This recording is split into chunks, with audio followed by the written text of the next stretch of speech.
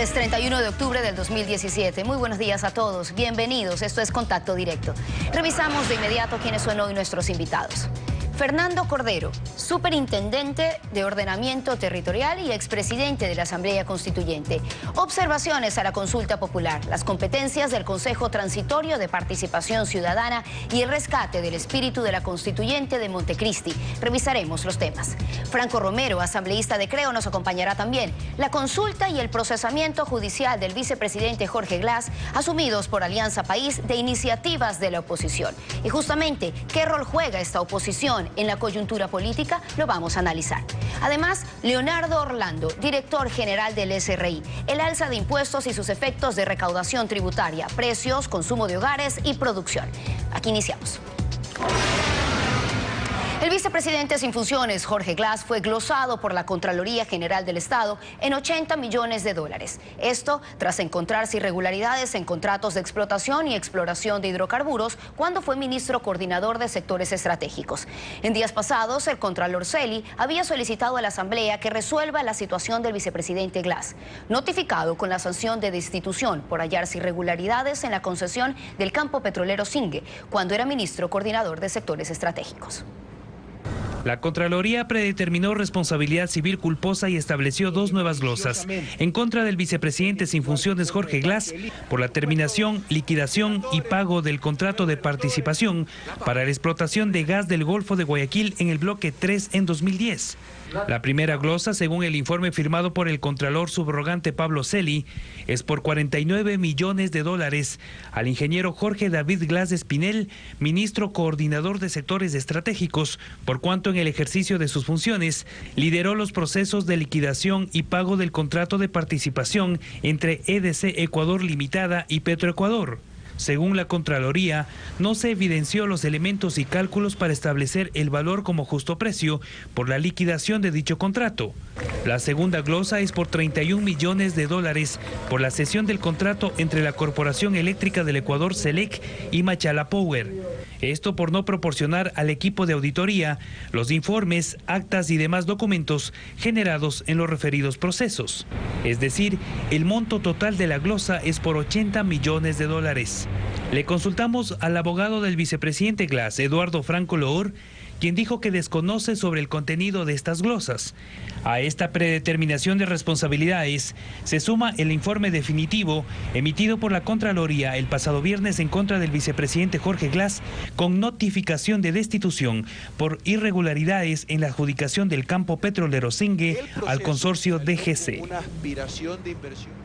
Alfredo, muy buenos días. Buenos días, Wendy. Buenos días a todos. En la práctica, estos incidentes sirven como argumento para más dilatorias. La cruda realidad muestra que lo único concreto es que no hay fecha para la audiencia judicial donde el fiscal general debe presentar su dictamen, en el caso de asociación ilícita con Odebrecht. Mientras en la Asamblea no hay nada sobre el juicio político cuya solicitud todavía no se presenta. Luego pasar esta solicitud al CAL. Después, si el CAL lo cree conveniente, se la manda a la Corte Constitucional. Y de ahí, si es que la Corte quiere, se la manda a la Comisión de Fiscalización y Archivo. Y de ahí, después de 2 semanas, entonces podría pasar al Pleno si es que esa comisión lo quiere. Esa es la verdad de la milanesa. Nada por aquí, nada por allá. La actualidad, los protagonistas, el análisis y la información en Contacto Directo. La consulta popular propuesta por el presidente Lenín Moreno ha generado observaciones sobre preguntas que afectan a funcionarios designados por el Consejo de Participación Ciudadana. Entre ellos, Fernando Cordero, designado superintendente de Ordenamiento Territorial el 15 de junio, de terna enviada por el presidente Rafael Correa. Trataremos sobre las observaciones jurídicas presentadas a la Corte y sobre el contenido político de la consulta para rescatar el espíritu de la Constituyente de Montecristi, de la cual Fernando Cordero fue presidente. Buenos días, bienvenido a Contacto Directo. Buenos días, Alfredo, y buenos días a todos los ecuatorianos que nos escuchan. Comencemos con las observaciones. ¿Usted considera que sin que medie ninguna reforma constitucional, la Asamblea Nacional perdería transitoriamente la facultad fiscalizadora, que en la práctica nunca ha ejercido, observo yo, y sería asumida por el Consejo de Participación Ciudadana de Transición, que es designado por la Asamblea Nacional, pero la voluntad directamente expresada por el pueblo soberano legitimaría este interinazgo que en el referéndum del 2011 se dio a un Consejo de la Judicatura de Transición sobre la función judicial. ¿Cuál es el problema? Si es el mismo guión. No es exactamente el mismo guión, pero concretemos lo que dice la Constitución. Toda la función de transparencia y control social, hoy, mañana, con consulta o sin consulta, estamos sujetos todos los días, todas las semanas, todo el año, a evaluación permanente de la Asamblea Nacional. Si la Asamblea lo hace o no lo hace, ese es un tema de la Asamblea, no un tema de nosotros que podemos ser evaluados y hasta sancionados con una destitución mediante un juicio político, que es un debido proceso constitucional. Por tanto, que la función de transparencia está en su pleno derecho de presentar un amicus curiae, porque esta vieja institución romana, asumida primero por el mundo anglosajón y hoy día por muchos países, entre esos del nuestro, tiene un propósito muy importante. Imagínense, Alfredo, y imagínense todos ustedes ecuatorianos, que una de las preguntas de la consulta sobre los niños violados, sobre todas estas aberraciones que nos conmueven a todos, se diría, no es en esta consulta, pero alguien podría proponer de que se sancione ese delito con la pena de muerte. Pues un amicus curiae lo que está es para decirle a la Corte Constitucional. La Corte en Colombia no solamente recibe amicus curiae, lo solicita. Bueno, pero que la pena de muerte la debe rechazar la Corte Constitucional porque afecta al derecho a la vida. Exactamente. Entonces, cuando se presenta un amicus curiae, lo que se hace es justamente tratar de que no entremos en un conflicto constitucional, que la medicina no sea peor que la enfermedad. En efecto, y es bueno ese proceso, digamos, de ver la procedencia de las consultas, pero también hay las razones, todo lo que es leyes, decisiones legales, constitucionales, tienen su razón de ser, y las razones de llamado al pueblo es el colapso de la función de transparencia ocurrido con la censura de la Asamblea Nacional al ex Contralor Pollitt, reelegido 2 veces por el Consejo de Participación por no cumplir sus funciones y estar enjuiciado por el fiscal penalmente porque vendía sus informes a Odebrecht. Una cosa increíble. Entonces, frente a la inercia existencial del Consejo de Participación Ciudadana, que nunca ha dicho mi boca es mía en este caso, si esta no es la solución, ¿cuál es la solución? Bueno, es justamente lo que hay que buscar inteligentemente. Si es que algo está mal, hay que corregir, pero no se puede perder lo más por lo menos. Si vivimos en un Estado constitucional de derechos, ese es el espíritu de Montecristi, el haberle colocado en el artículo 1 de nuestra Constitución, de que este es un Estado constitucional. No podemos perder lo más por lo menos. Hay un artículo, Alfredo, muy importante, que señala que, producidas las vacantes, de cualquier manera, en la función de transparencia y control social, me estoy refiriendo al artículo 205 de la Constitución, dice tajantemente, se deberá realizar un nuevo proceso de designación. En ningún caso, escuchen bien, en ningún caso la función legislativa podrá designar al reemplazo. Por tanto, aquello de que un consejo de transición pueda ser designado por la Asamblea es absolutamente contrario a lo que señala el artículo 205 de la Constitución. ¿Cómo vamos a salvar esa prohibición? La Corte Constitucional, si queremos tener una Corte que respete la Constitución, que vaya justamente generando con sus dictámenes, con sus sentencias, toda esa confianza para vivir en un país constitucional de derechos, tenemos que tener una Corte Constitucional proba absolutamente imparcial que vigile permanentemente la constitucionalidad. Claro, incluso la Corte también está incursa en esta vigilancia y seguramente la Corte va a encontrar una fórmula de solución. Porque en la práctica, ¿qué es lo que va a ocurrir con este sistema de transición que podría tener efectivamente inconsistencias constitucionales? Que ya está funcionando en la práctica por el clamor ciudadano. Pues el fiscal y el Contralor subrogante han demostrado una aplicación que no tenían sus antecesores en el caso de Odebrecht y en el caso de la red de corrupción de Petroecuador. O sea, esto significa que los que cumplen su trabajo serán ratificados, así de simple. Usted siempre cumplió su deber, ¿cuál es el problema? Usted empezó... Pero cruzarse de brazos no contribuye a mantener... Independientemente, sería imposible para... No, yo firmé la Constitución, sería imposible que yo me quede callado cuando veo que hay riesgos de violar la Constitución. Es decir, no puede, en este caso, insisto, perdérselo más por lo menos. Y usted empezó preguntándome, ¿qué pasa con las funciones de la Asamblea Nacional? Si no se está reformando la Constitución, no se está modificando las atribuciones de la Asamblea, entonces no le pueden tampoco pintar en la pared a la Asamblea y decirle, usted durante 6 meses no haga nada, porque va a haber un Consejo de Transición que le va a suplantar a usted, Asamblea Nacional, y le va a dar haciendo el trabajo que usted debía hacer, o que usted debe hacer, lo puede hacer todos los días. Si es que, independientemente de nosotros, las personas que estamos sujetos permanentemente a control, y evidentemente el que no cumple, el que incumple, el que está afectando los intereses de la sociedad ecuatoriana, pues está bien que le sancionen. El resto, hay muchos temas de la consulta que tienen todo el apoyo nacional. Creo que la lucha contra la corrupción no va a haber un ecuatoriano que pueda en este caso estar a favor de la corrupción. A veces se quiere manipular y se dice si es que uno presenta un amicus curiae, si uno está en contra de una pregunta, si uno cuestiona, por ejemplo, de que sin haber información bueno, eso sustancial, está dentro del espíritu de libertad que ha implantado ahora el presidente de la República. Justamente usted ve en el bloque de la Asamblea, no saben qué hacer porque les ha dado la facultad de poder opinar libremente, no como antes que lo mandaban a la Comisión de Disciplina. Ahora vamos al asunto del espíritu de Montecristi. ¿Cree usted que volver a la reelección por una sola vez para todos los cargos de elección popular es volver a ese espíritu? Efectivamente, la Constitución así lo estableció, pero la propia Constitución, el espíritu de Montecristi, señala expresamente que los derechos no tienen retro. En este país, cuando se quiera afectar derechos, hay que volver a Montecristi o a alguna otra parte a hacer una nueva Asamblea Constituyente. Eso es todo lo que dice nuestra Constitución. ¿Pero los derechos de quién en Pero este es caso? enormemente importante. Los derechos de todos los ecuatorianos. Los derechos de los asambleístas no son de todos.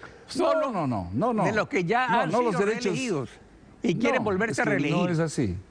En la práctica los derechos de participación.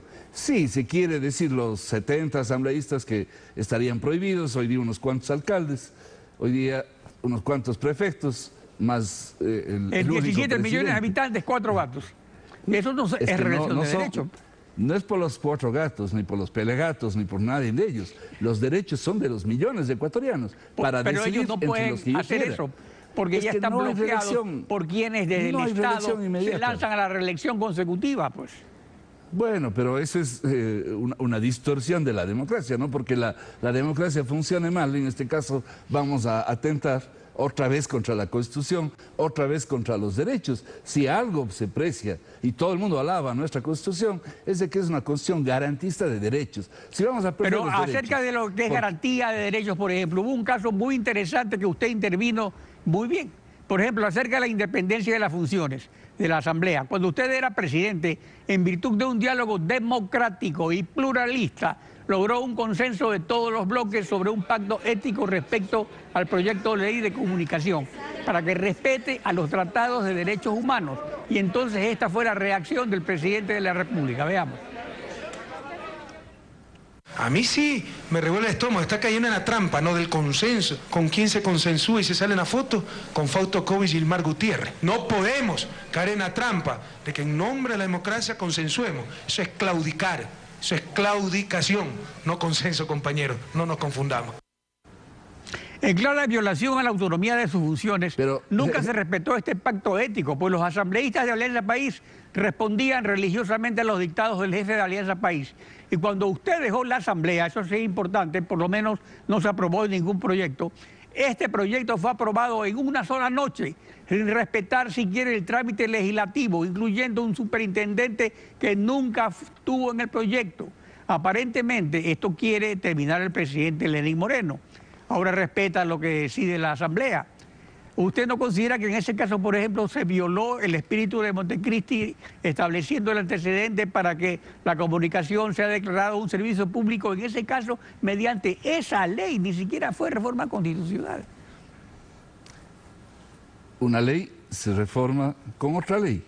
No hace falta, en este caso, ir a la Constitución. Y en el caso particular de ese acuerdo, que fue parte de un consenso, a que vea que el diálogo estaba permanente desde siempre. Estuvo, siempre hay como dialogar. Siempre hay como dialogar. No, en este caso, mi propio diálogo, que no fue de coincidencia con el presidente Rafael Correa, en ese incidente, terminó dilucidando, él terminó reconociéndome, cuando le llevé yo la publicación del acuerdo ético, leyó y me dijo explícitamente, esto está muy bien. Bueno, pero pues, se lo dijo a usted privado, usted hacía un buca, le insultaba a la madre a alguien y después le pedía disculpas por teléfono, pues entonces eso es fácil para los políticos. En este caso fue pública nuestra discrepancia, yo fui a la presidencia, hablé con él, justamente Lenny Moreno fue quien generó ese diálogo, esa reunión de funciones, y aclaramos. Él me terminó reconociendo, el presidente Rafael Correa, que lo que le molestaba, que lo que le había realmente indignado, era esos abrazos, los abrazos de la foto. Entonces, bueno, ahí le dije, yo fui elegido democráticamente junto con el resto de todos los asambleístas, me voy a ver todos los días, habrán muchos, cientos, miles de fotos. La diferencia entre ser presidente y nombrar a los ministros de su confianza es esa, pero en definitiva, en el fondo, siempre estuvimos de acuerdo en que ese acuerdo ético es una de las cosas más valiosas que hizo la Asamblea Nacional. Fernando Cordero, gracias por acompañarnos en Contacto Directo. Wendy. Al volver, Franco Romero estará con nosotros, asambleísta de El Oro por Creo, la consulta popular y el juicio político al vicepresidente de la República. Dos iniciativas de la oposición moduladas por Alianza País. La primera se viene pasando por el filtro de la Corte Constitucional y el juicio se pospone. Si la oposición hubiera ganado la segunda vuelta, ¿la situación hubiera sido diferente? Lo vamos a analizar. Siga con nosotros. La afirmación de Alianza País de que porque ganaron ellos las elecciones pueden hacer lo que les plazca, ha ido apagándose poco a poco. Solo queda el débil eco en algunos que no fueron elegidos para nada. Quien parece que nunca estuvo embriagado en este delirio fue el candidato que aterrizó desde Europa en esa nube rosada y que muy bien describió la situación. Veamos. No se debe imponer la razón desde un gobierno. No se puede imponer la razón desde un gobierno. Hay que preguntar a la gente, ¿qué quieres, hermano? ¿Qué deseas, hermano? ¿Qué piensas, hermano? Por favor, ven, acércate, porque tú tienes tanto derecho a que respeten tus ideas como lo tengo yo. Sin enojos, sin agresiones, pero recién tuvieron que dejar el poder para que sientan lo que es haber ganado el odio y eran sacados de los restaurantes. Franco Romero, asambleísta de El Oro por Creo. Buenos días, bienvenido a Contacto Directo. Encantado de saludarlo, Alfredo. Buenos días. Igualmente. Esa es una parte de la realidad. La otra es que, de facto, por acumulación de poder en las posiciones que no fueron a elecciones, Alianza País simultáneamente es gobierno y oposición. Esto no desmerece a la oposición, sino que plantea la necesidad de una estrategia para eventualmente cosechar a futuro. ¿Existe esa estrategia o tan solo iniciativas individuales y continúa la desunión? Bueno, lo que nos mueve generalmente a quienes estamos en la actividad política es como objetivo encontrar el bienestar del pueblo ecuatoriano. En función de eso, si tenemos que unirnos a una facción, a una parte de la bancada oficialista de Alianza País para poder sacar adelante al país de la gravísima crisis económica que está viviendo, tenemos que hacerlo y vamos a hacerlo. Pero eso con Alianza País y entre ustedes en la oposición. Igualmente, nosotros estamos más o menos unidos. No podríamos decir que todos hablamos el mismo lenguaje, pero somos 63 legisladores que hemos venido actuando con bastante coherencia. Ahora, por ejemplo, recogiendo las firmas para el juicio político para el señor Glass, el vicepresidente de la República, ya logramos la semana pasada con la firma de Marcia Arregui 55 firmas. Esperamos hasta la próxima semana en que vamos a entregar la solicitud de juicio político, contar ya con más de 60 firmas. A ver, otro aspecto que debe llamar a reflexión es que la República está viviendo una transición cuyo destino final aún no se percibe con claridad, pero con dificultades resulta viable porque se está operando esa transición desde el poder fáctico que detenta todas las funciones del Estado. Si hubiera ganado Guillermo Lasso y se hubiera enfrentado al poder fáctico con una consulta popular, ¿hubiera sido factible esa transición con una Corte Constitucional que debe dar el visto bueno a la consulta? Yo creo que sí, y además se hubiese andado más rápidamente. Los primeros proyectos de ley desde el Ejecutivo, sobre todo en los temas que tienen que ver con la economía del país, hubiesen salido en la primera semana de gobierno. La consulta popular ya a este momento estaríamos en plena campaña. Yo creo que si es cierto que el presidente de la República, Moreno, está avanzando de alguna manera, ha expresado un mensaje positivo al pueblo ecuatoriano, pero yo considero personalmente que está caminando muy lentamente. Inclusive en el tema de la consulta popular no están todas las preguntas que debieron hacerse. Para mí está incompleta. La disyuntiva que ofrece la coyuntura es el mismo proyecto político reencauchado o la posibilidad de que, establecida la alternancia, pueda eventualmente alcanzar el poder en el futuro un candidato de oposición. Pero el modelo político sigue siendo el mismo porque, como usted señala, la consulta fue diminuta, no alcanzó todos los temas. Ahora, la alternancia completa puede ser factible con una oposición unida y una constituyente que cambie el modelo. ¿Es eso viable o la oposición le sigue teniendo alergia a la constituyente? Yo creo que como una opción mediata, la constituyente es factible. Pero en este momento no cabía la constituyente. En este momento lo importante era ir rápidamente a una consulta popular y a una reforma de algunas leyes y a la derogatoria de otras para poder sacar del marasmo en que se encuentra la economía del país. Pero nosotros no le tenemos temor a una Asamblea Nacional Constituyente. Yo creo que es factible. Actualmente lo único concreto es la consulta popular. ¿Hará la oposición campaña por el sí? Pero naturalmente yo no estoy de acuerdo con el criterio de algunos dirigentes políticos que han manifestado que esta es una consulta de la ciudadanía, que los políticos no tenemos nada que hacer en ello. Todo lo contrario, la responsabilidad está en nosotros que tenemos algún liderazgo político nacional, provincial, local, qué sé yo, que tenemos que empujar esta consulta popular. Sin la consulta popular, sin que gane la consulta popular, vamos a tener serios problemas en el futuro. Por lo menos vamos a avanzar en algo ganando con la consulta popular. Así que yo quiero pedirle al pueblo ecuatoriano que apoye la consulta popular. Tenemos que ganar esta consulta popular. De ganar el sí, lo concreto es que en las elecciones 2019 no habrá candidaturas vitalicias de alcaldes y prefectos y habrá la elección del Consejo de Participación Ciudadana. ¿Está la oposición preparada para ese desafío?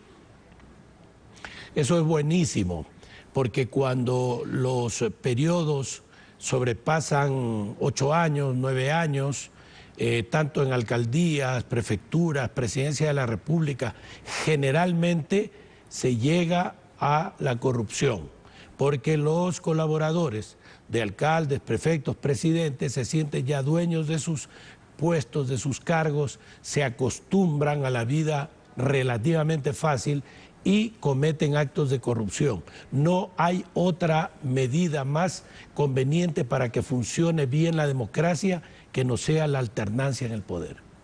Franco Romero, asambleísta de El Oro por Creo, gracias por participar en Contacto Directo. Bueno. Gracias, un placer, un abrazo para todos. Buenos días. Buenos días. Al volver estará con nosotros Leonardo Orlando, director general del SRI. Los efectos del alza de tributos para el SRI, consumidores y sector productivo. ¿Está orientada el alza a estimular la producción o cubrir el servicio de una deuda que sigue creciendo? Lo vamos a analizar junto a usted. Siga con nosotros. Los efectos de las medidas económicas, con alza de impuestos a la renta y aranceles, más un endeudamiento mayor que exige más impuestos para servir la deuda, son resumidos por Alberto Acosta Burneo. Veamos. Por otro lado nos dicen, me preocupa que los dólares no salgan de la economía. Eso es parte de las incongruencias. En realidad la salida de dólares de la economía se debe a factores mucho más profundos. Por ejemplo, si el país está invirtiendo fuertemente, requiere de más bienes de capital, más maquinarias, más insumos. ¿Qué pasa con estos impuestos, la carga impositiva nueva que van a pedir el sector privado? 1.600 millones, de los cuales 1.400 vienen de encarecimiento a las importaciones. ¿Quién los paga? Los ciudadanos. Veamos un ejemplo. Cuando usted vaya al mercado a comprar papas, recuerde que las papas tienen un componente importado en su producción, el asadón, los fertilizantes, y que ahora esas empresas van a tener que pagar más impuesto a la renta, y que además son insumos importados y probablemente tengan recargos en su importación. Entonces vemos que el resultado es que la papa resultante va a ser más caro. Entonces lo que se está haciendo con estas medidas es encareciendo los bienes, porque todos esos recargos, esos 1.600 millones de dólares que supuestamente son impuestos a las empresas y a los importadores, se transfieren a los consumidores. Leonardo Orlando, director general del SRI. Buenos días, bienvenido a Contacto Directo. Buenos días, doctor Pinargote, y a todo el pueblo ecuatoriano. Su competencia es recaudar. A mediano plazo, ¿ayuda o desalienta a una recaudación mayor el alza de tributos y la trepada de los precios de venta al público? Doctor Pinargote, en el caso del incremento de los impuestos en estas acciones del programa económico, van focalizadas a las medianas y grandes empresas, que son alrededor de 8.000 empresas. En la inmensa mayoría de contribuyentes, tenemos registrados más de 5,5 millones de contribuyentes en nuestra base de datos, y que están segmentados por el tipo del empleador. Las medianas y grandes empresas representan el 31% de ese empleo, pero las ¿Pero qué porcentaje del Producto Interno Bruto representa cada grupo? Por ejemplo, en el caso, tenemos en este momento las cifras de generación de empleo. En relación de dependencia, las medianas y grandes empresas representan 1.668.000 ecuatorianos que trabajan en estos segmentos, de empresas mayores a $1 millón dentro del segmento de medianas y mayores a 5 millones el segmento de grandes empresas. Pero son las micro y pequeñas empresas y los autoemprendedores, los profesionales, los microempresarios, los que representan 2 de cada 3 empleos en el Ecuador. Y para allá están dirigidos, para esos segmentos están dirigidos de manera principal los beneficios. Los beneficios son para todos los segmentos. Las medianas y grandes empresas tendrán beneficios, sobre todo en el sector exportador, de una devolución más ágil de los tributos, devolución del ISD y también un incentivo similar al del drawback. Adicionalmente, van a tener la devolución de lo que se denomina anticipo o impuesto mínimo, en un 50% en un primer año, en el año 2018, y el 100% en el año 2019. Todos los segmentos empresariales tienen algún tipo de beneficio, y solo, exclusivamente, aquellos contribuyentes de mayor capacidad económica, sociedades, no las personas naturales, no van a tener un incremento en la tarifa del impuesto a la renta. Se restituye el 25%, tarifa vigente hasta el año 2010, para un segmento de alrededor de 8.000 empresas. Una contribución adicional solidaria de quienes más capacidad contributiva tienen, siguiendo los principios de progresividad y justicia redistributiva del marco constitucional. Las propuestas que se analizaron en el Consejo Consultivo Productivo y Tributario para eliminar o disminuir el anticipo del impuesto a la renta o impuesto mínimo y el impuesto a la salida de divisas, ¿ofrecieron alternativas para compensar esa reducción de ingresos al SRI? Sí, en efecto, hacia el final de los diálogos establecieron los representantes en conjunto, los 6 representantes del sector privado del Comité Ejecutivo una compensación fiscal por un valor menor, obviamente, al propuesto, y eso lo valoramos mucho. Ellos hablaban de 120 millones. El conjunto de acciones tributarias genera un efecto neto de 200 millones en el presupuesto, principalmente el año 2019. Como usted sabe, el impuesto a la renta se liquida en el mes de marzo para las personas naturales y en el mes de abril para las personas jurídicas del año siguiente al ejercicio fiscal en que se desarrollan las actividades y se obtienen los ingresos. Es decir, que solo el rubro correspondiente a retenciones en la fuente, que está bordeando 100 millones de dólares, es lo que recibiríamos en el año fiscal 2018, el año corriente del presupuesto. El día de hoy, obviamente, se tiene una reunión muy importante para cerrar los temas de la proforma presupuestaria y conjuntamente con el proyecto de ley que se irá en los próximos días a la Asamblea por la vía económica urgente,